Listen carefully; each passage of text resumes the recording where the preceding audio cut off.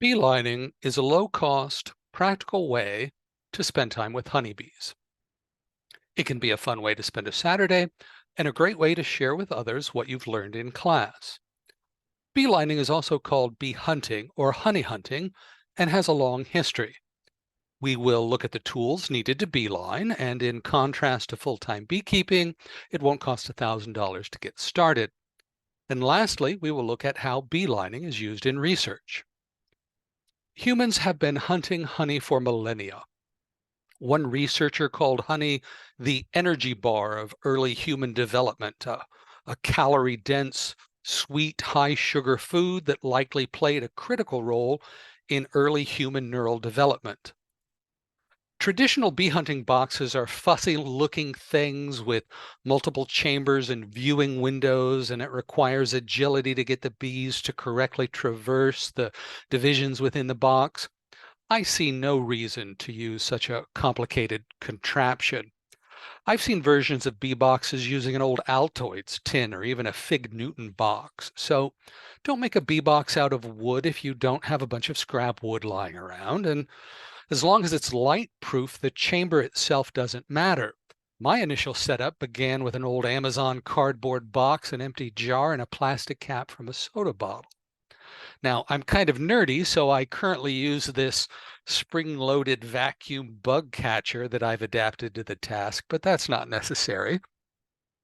To beeline, you must first catch a bee and then feed the bee. Simple. There are subtleties, of course. You cannot beeline if no bees are flying, if it's raining or too cold, and it's best not to try and compete with a nectar flow. So here you can see me sneaking up on a bee with my spring-loaded vacuum. You can feel free to capture more than one bee. It may help to draw the attention of other members of the nest if several bees are dancing about the same location. An extract of anise seed or almond can be added to the syrup to provide an olfactory signal to aid the bees in finding your feeder. After catching a bee, it must be placed in a dark location with your sugar syrup solution. The darkness encourages the bee to stop flying and instead explore the inside of the bee box, where typically it will find the food in just a few minutes. So, find something to do or just enjoy the sunshine.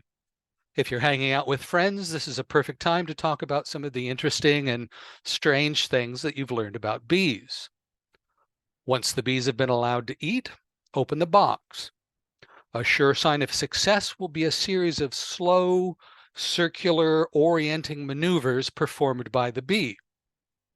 It wants to make sure it can find this spot again and be able to tell its sisters about it through the waggle dance. The more trips that a bee makes to your feeder, the stronger the bee line will be established. Soon you will be able to clearly see the direction that the bee is flying towards its home. Now, inviting a few bees over for Saturday brunch is a perfectly acceptable version of casual beelining, but there are more advanced ways of interacting with these borrowed bees. By individually marking bees with a small daub of paint, it is possible to determine the round-trip time required for the bee to reach its hive, unload the supply of sugar water, and come back to the feeder. This information, coupled with a compass direction, will allow you to make a relatively accurate guess about the location of the nest.